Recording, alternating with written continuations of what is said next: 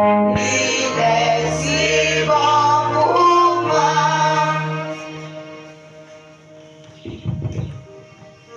Prions le Seigneur.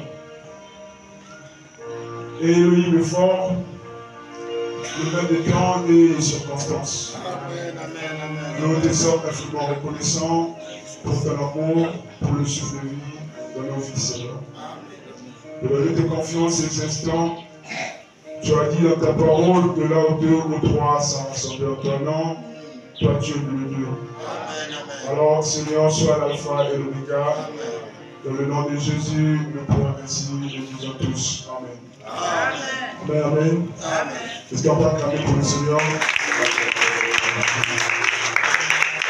Dieu, si on nous attend dans notre Bible, dans le livre d'Exode 14,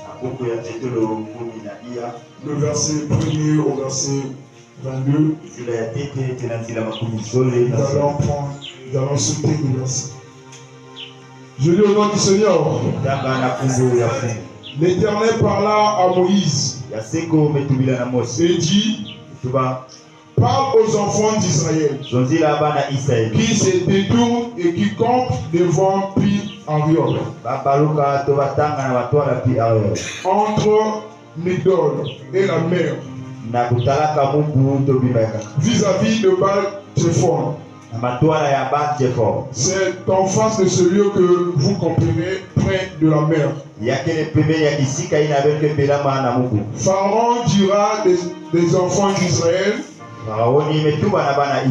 ils sont égarés dans le pays, le désert les enferme. J'endurcirai le cœur de Pharaon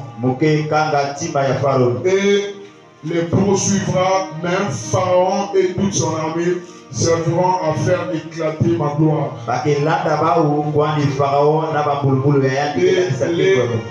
Et les Égyptiens sauront que je suis l'Éternel, et les enfants d'Israël furent ainsi.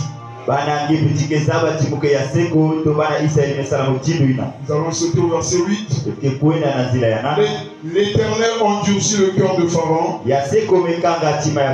roi d'Égypte, et Pharaon poursuivit les enfants d'Israël. Les enfants d'Israël étaient sortis la main levée. Au verset 13, Moïse répondit au peuple: ne craignez rien, restez en place et regardez la délivrance que l'Éternel va vous accorder en ces jours. Car les Égyptiens que vous voyez aujourd'hui, vous ne le verrez plus jamais. Amen, amen. Vous pouvez reprendre vos places alors que nous allons ajouter Proverbe 16, le verset 4.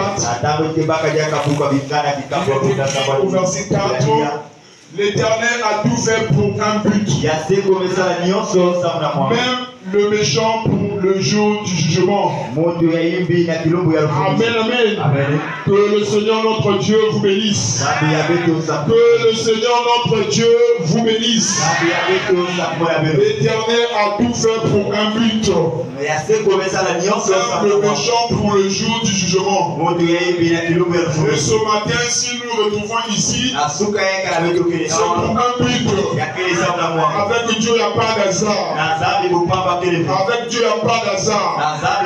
Dieu fait toutes choses pour un but. Le petit sujet que nous allons partager ce matin, par la grâce du Seigneur, nous l'intitulons le but de l'endurcissement du cœur de Pharaon. Amen, amen. Le but de l'endurcissement du cœur de Pharaon. C'est un sujet quand même profond et très important. Cependant, nous allons prendre les grandes lignes pour faire savoir à Dieu les hommes, aux enfants de Dieu les pensées de la parole. Parce qu'il est écrit que l'on ne vit pas du pain seulement, mais d'une parole qui sortira de la bouche de Dieu. Et l'exhortation de ce matin a pour but de te fortifier, a pour but d'élever ta foi. Parce que le Seigneur ne fait rien au hasard. Dieu fait toutes choses pour un but. T'as quitté ta maison, ce n'est pas en vain. C'était pour écouter les oracles de Dieu. Et ce matin, je dis que il n'y a rien au hasard. Même les moments les plus sombres de ta vie que tu es en train de passer, ce n'est pas au hasard. C'est pour un but. Alors dans ce passage d'Exode 14, peut-être à la maison vous allez lire bien l'histoire. Et il parle à Moïse. Il demande de recommandations. Il demande des conduites. Au chapitre 13, Dieu va montrer à Moïse comment il va jouer son film. Comment il va délivrer le peuple d'Israël en Égypte. Comment il va délivrer le peuple d'Israël par sa main puissante. Moïse, tu vas faire sortir le peuple d'Israël. Mais il ne faut pas aller par ce chemin-ci. Parce que ce chemin-ci est trop court. Sinon les enfants d'Israël finiront par se repentir. Et ils vont revenir. Ils vont repartir, il faudra juste en Égypte. Mais tu prendras le chemin du désert. C'est pour un but. Amen, amen. Dieu demande à Moïse conduire les enfants d'Israël par le chemin du désert. Il y avait un autre chemin plus facile. Aller là où l'Éternel voulait que les enfants d'Israël puissent aller. Mais Dieu fait tout chose pour un but. Dieu a préféré le chemin du désert. C'était pour éclater sa gloire. Il dit au verset 4. Si on peut reprendre les versets premiers, l'Éternel parla à Moïse. Et dit, parle aux enfants d'Israël qui se détournent et qui comptent le vent puis avion entre Migdol et la mer Rouge, vis-à-vis de Baal-Tzephon. C'est en face de ce lieu que vous campérez, près de la mer. Pharaon dira des enfants d'Israël, ils sont égarés dans le pays, le désert, les enfers. C'est ce que le diable dit. Il est condamné. C'est fini. Il n'y a plus d'espoir. Il n'y a plus de solution. Mais il ne savent pas que notre Dieu est un but. De Pharaon, c'était pour un but. La maladie, c'est pour un but. Les moments les plus sombres que tu es en train de passer, c'est pour un but. Il dit, le Pharaon a dit, quand nous irons dans le désert, nous allons se faire bloquer. Mais Dieu peut me bloquer, mais ne pas de foi. Amen, amen. Je ne sais pas si vous comprenez. Dieu peut frayer une voie là où il n'y a pas de foi. Dieu peut faire le possible. Si les hommes disent que c'est impossible, c'est possible. Pharaon se disait, il faut arriver à la mer Rouge, je vais les avoir. Mais il ne savait pas que notre Dieu est un Dieu inhabituel. Il fait les choses d'une manière inhabituelle. Il dit au verset 4, je sucerai le cœur de Pharaon et il le poursuivra. Pharaon et toute son armée serviront à faire éclater ma gloire. Voilà le but de l'endurcissement du cœur de Pharaon. C'était pour éclater la gloire du Seigneur. C'était pour manifester les merveilles de Dieu. Et les Égyptiens sauront que je suis l'Éternel. Et les enfants d'Israël furent ainsi. Dieu veut manifester sa gloire. Même si ta maladie persiste, cela ne veut pas dire que Dieu t'a abandonné. Cela ne veut pas dire que tu as péché. Mais c'est pour manifester la gloire de Dieu. C'est pour manifester les œuvres de Dieu. C'est pour faire montrer au monde que notre Dieu est vivant. Parce que la Bible déclare Il est le même hier, aujourd'hui et éternellement. Ce qu'il a fait hier, il le fait aujourd'hui, et il le fera encore et encore. Amen. Ne peux pas manger plus le son. Dieu fait toutes choses pour un but. Et le but de l'endurcissement du cœur de Pharaon, c'est pour éclater les merveilles de Dieu. C'est pour éclater la gloire de Dieu. Et les Égyptiens, comme le dit la Bible, doivent savoir que notre Dieu est Dieu. Tu es malade. Tu es malade. Tu es malade. Et vous dites que le Seigneur m'a abandonné. Le Seigneur n'abandonne personne. Dieu n'abandonne personne. Dieu, il est là. Son silence ne veut pas dire qu'il t'a abandonné. Je ne sais pas si tu comprends. Le but de cette exhortation, c'est de mettre les regards vers Jésus. Parce que Jésus est la référence finale. Parce que Jésus est la solution. Voyez-vous, tu es malade. Tu persistes. Tu penses que Dieu t'a abandonné. Mais tu ne sais pas que ta maladie c'est pour la gloire de Dieu. Tu ne sais pas que ta maladie c'est pour glorifier le Seigneur. Tu ne sais pas que ta maladie c'est pour manifester les merveilles de Dieu. La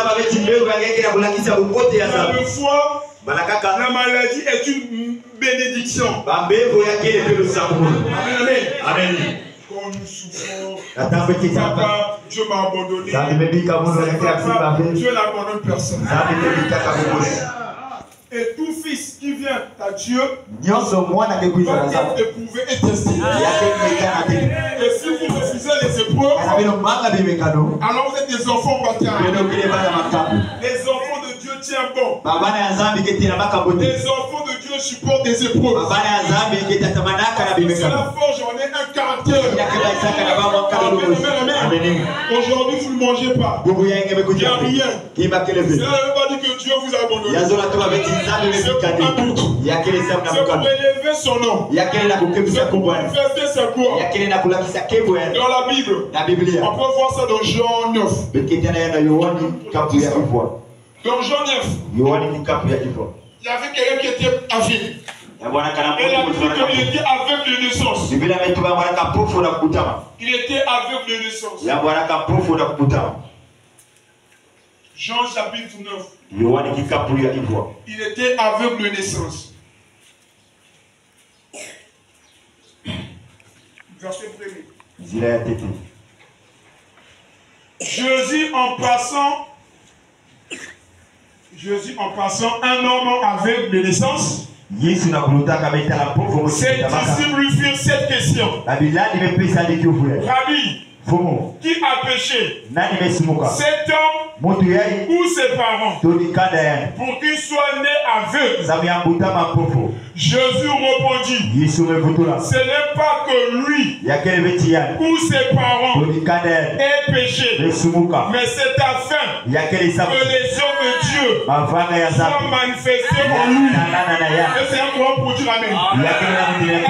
Aveugle, depuis sa naissance. Quand les disciples ont vu cela, ils ont posé la question au maître, c'est que signifie Rabbi? Cet homme est aveugle depuis sa naissance. Cet homme, les choses ne marchent toujours pas. Il fait un commerce, il tourne toujours comme ça. Il fait son mariage, comme s'il y a la guerre.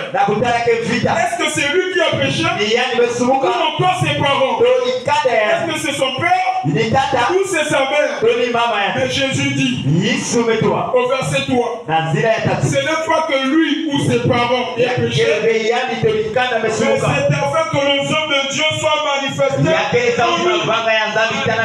Vous passez des moments difficiles. Ce n'est pas que vous avez péché. Ce n'est pas que vous avez péché. Mais c'est pour que la gloire de Dieu soit manifestée. Et Dieu vous demande la persévérance. Celui qui persévérera jusqu'à la fin sera sauvé. Celui qui persévérera jusqu'à la fin sera la gloire de Dieu. Et Tandis qu'il les joue les œuvres de celui qui m'a envoyé. La nuit vient. Personne ne peut travailler. Pendant que je suis dans le monde, je suis la lumière du monde. Après avoir dit cela, il cracha à terre. Il fit de la boue avec sa salive. Il appliqua cette boue sur les yeux de l'aveugle. C'est le Créateur lui-même qui rentre en scène. Amen. Il lui dit, va et lave-toi au réservoir de Sion. Donc il signifie envoyer. Il alla se laver. Et son retournant voyant clair. Ses voisins et ceux qui auparavant l'avaient connu comme un mendiant, n'est-ce pas là celui qui se tenait assis et qui mendiait? Les uns disaient, c'est lui. D'autres disaient, non, mais il lui ressemble. Et lui-même disait, c'est moi. Il lui dit donc, comment tes yeux ont-ils été ouverts? Il répondit, l'homme qu'on appelle Jésus. L'homme qu'on appelle Jésus. Le concurrent de concurrents. Le même de l'impossible. Amen, amen. L'homme qu'on appelle Jésus a fait de la boue à point mes yeux et m'a dit, va au réservoir et lave-toi. Je suis allé, je me suis lavé et j'ai recouvré la vue. Il lui dit, où est cet homme? Il dit, je le sais. Il m'énerve vers les pharisiens. Ceux qui avaient été aveuglés. Or, c'était un jour de sabbat. Donc, Jésus avait fait de la boue. Et il avait ouvert les yeux. Or, un jour de sabbat, on ne devait pas accomplir les miracles. Mais ils ont oublié que le maître du sabbat était sur la terre. Je parle de l'Ancien Testament. L'action de Moïse a été faite chair au Jésus. Amen. Donc, il était le maître du sabbat. Or, c'était un jour du sabbat. Donc, Jésus avait fait de la boue. Et il avait ouvert les yeux. De nouveau, les pharisiens aussi lui demandèrent comment il avait recouvert la vue. Il leur dit, il a appliqué de la boue sur mes yeux. Je me suis lavé et je vois. Sur quoi que concerne les pharisiens dire, cet homme ne vient pas de Dieu. Il n'observe pas le sabbat. D'autres dire, comment un pécheur peut-il faire de tels miracles? Et une division parmi eux. C'était ça le but de la mission de Jésus. Simeon l'avait dit. Lorsque Simon le consacrait, ses parents, il a dit, cet enfant-là va mener la chute de beaucoup, et la division de beaucoup. Et il y a une division parmi eux. Ils disent encore à l'aveugle. L'aveugle a déjà parlé. Il a déjà dit qui lui a guéri. Mais il ne croyait toujours pas. Ils ne croyaient toujours pas. Donc pour eux, Jésus-Christ n'était pas le Fils de Dieu.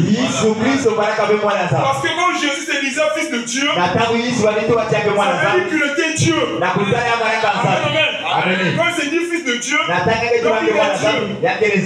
Or les pharisiens ne le croyaient pas. Donc quand cet homme a dit que c'est cet homme de Jésus qui m'a guéri, c'était impossible. Parce qu'il le considère comme un démon. Toi, que dis-tu de lui? C'est qui t'a ouvert les yeux. Il répondit, c'est un prophète. Les Juifs ne crurent point. Il était aveugle. Et il recouvert la vue jusqu'à y faire venir ses parents. Et ils les interrogèrent, disant, est-ce là votre fils? Et ils recouvert la vue jusqu'à ce qu'ils y fassent venir ses parents. Ils les interrogèrent, disant, pour ça, j'ai confondu le verset, disant, est-ce là votre fils? Que vous dites était né aveugle.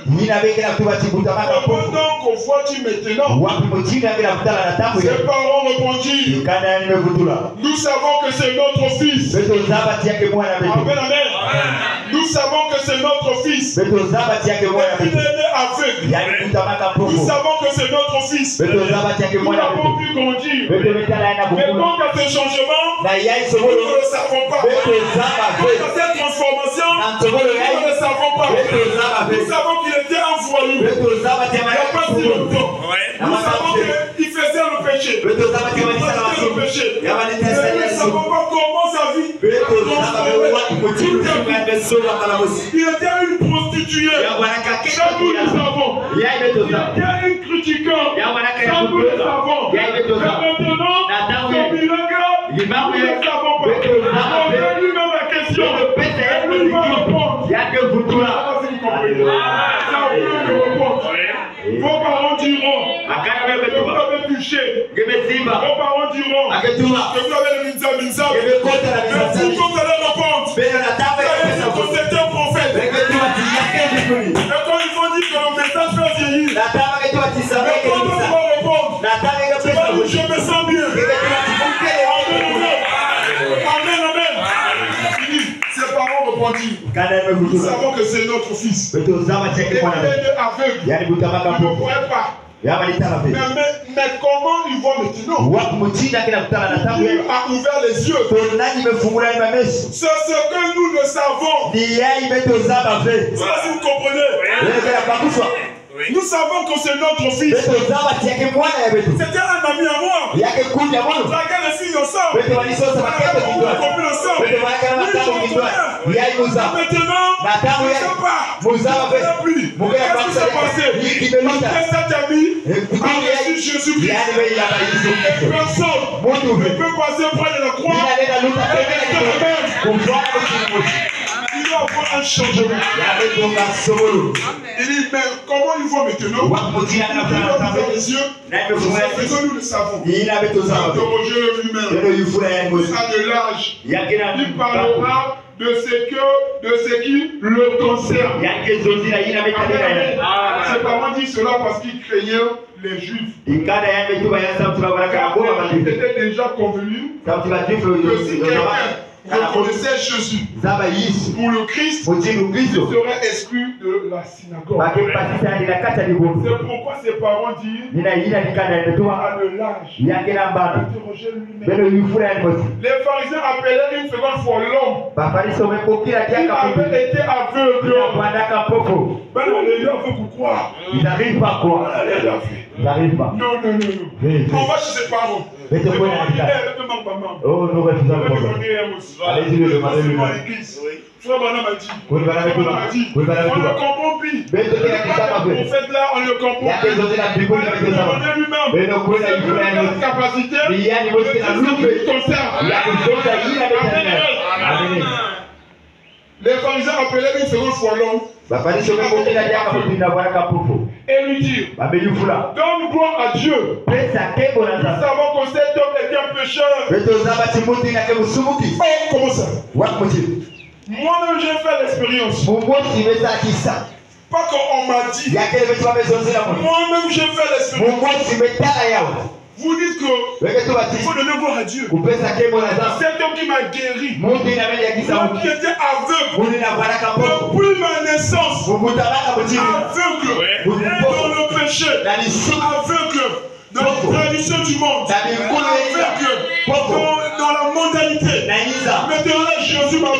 Il a ouvert les yeux. Il me sort de la Odyssée. Parce que la Odyssée est aveugle. Mais je ne le sais pas. Et puis vous dites que C'est un démon. C'est un pécheur. Il répondit, si c'est un pécheur, je le sais. Je sais une chose. Ce que je sais que j'étais aveugle et maintenant je vois. Amen, amen. Amen, amen. Amen, amen. Je sais une chose. Je sais une chose. C'est que j'étais aveugle et maintenant je vois. Si c'est un pécheur, ce n'est pas mon problème. Moi, ce que je sais, c'est que maintenant je vois. Amen, amen. Si le message est faux, ce n'est pas mon problème. Ce que je sais, ça transforme ma vie. Si pour un homme d'information, ce n'est pas mon problème. Moi, ce que je sais, Dieu l'a confirmé. Amen, amen, amen. Oh mon Dieu, mon Dieu, mon Dieu. Alléluia. Ce n'est pas mon problème. Ce n'est pas mon problème. Moi, ce que je sais, Dieu a changé. Il m'a transformé. Il dit, que t'as-tu fait? Comment t'as-tu ouvert les yeux? Il leur répondit. Je vous l'ai déjà dit. Laissez-moi avec William Branham. Laissez-moi vieillir avec William Branham. Laissez-moi vieillir avec le Seigneur Jésus-Christ. Dieu pour le mouiller, ça fait rien. J'ai déjà fait l'expérience. Laissez-moi mourir.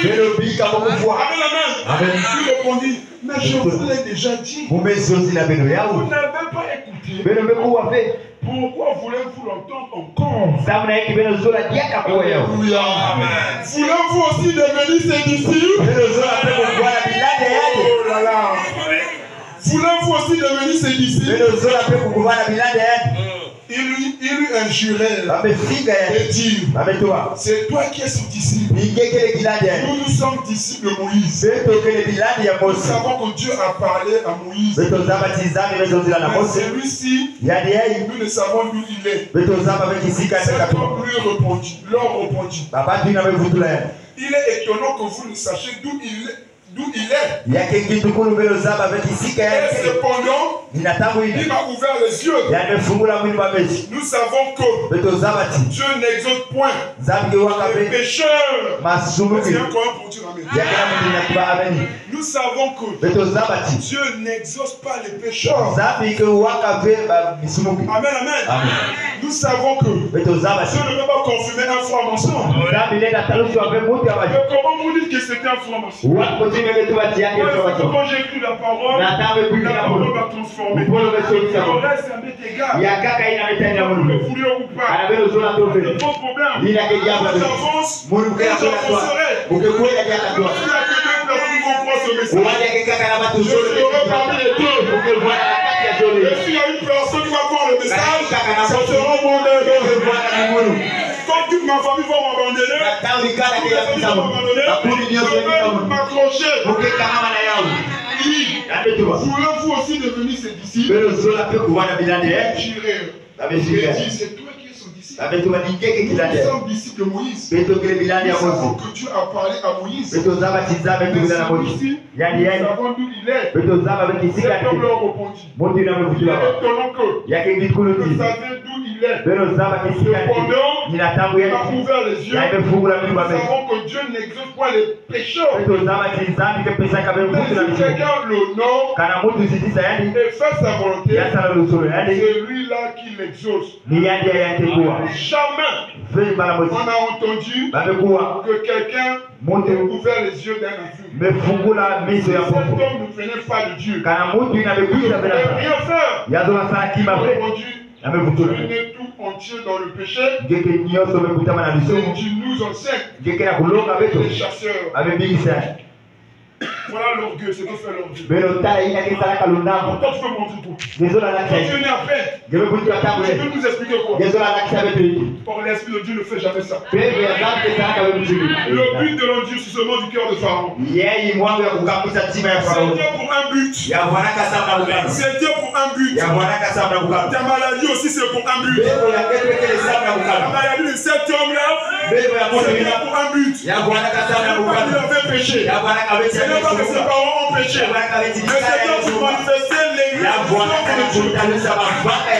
Et Dieu fait toutes choses pour un but. Même les méchants pour un jour du jugement. Tu passes des moments difficiles. Des portes sont fermées. Ça ne veut pas dire que Dieu t'a abandonné. Tu manges le riz sec. Tu prends le lubrifiant. Ça ne veut pas dire que Dieu t'a abandonné. Dieu, il est là. Il est en train de forger en toi un caractère. Tout fils qui vient de Dieu, ça va tester. À une sœur. Comme tous les croyants d'aujourd'hui, on ne veut plus de preuves. Oui, ça va. Non, tout enfant de Dieu doit être. Et Dieu fait toutes choses pour un but. C'est pour éclater sa gloire. C'est pour manifester ses œuvres. Les trois Hébreux. Amen. Les trois Hébreux. Ils ont dit au Pharaon que nous n'allons pas adorer un autre Dieu. Amen. Nous allons adorer Jéhovah, le Dieu qui a créé les cieux et la terre. En dehors de lui, il n'a pas d'autre Dieu. Nous n'allons pas adorer les dieux étrangers. De filles, je ne sais pas de quoi. Dieu seul. Puisque vous ne voulez pas adorer la nature, alors vous serez projetés dans la fournaise. Les trois Hébreux connaissaient leur position. Les trois Hébreux ne sont pas comme les croyants d'aujourd'hui. Avec Samson, on a séduit une sœur. Les trois Hébreux ne sont pas comme les croyants aujourd'hui. Ils ont dit, peu importe les galères, peu importe les souffrances, peu importe les difficultés de la vie, nous n'allons pas adorer la statue. Nous allons adorer notre Dieu. Et le pharaon dit, dans ce cas, la fournaise adore tout ça. Regardez ce qui est bizarre. Les trois Hébreux ont pris position. Alors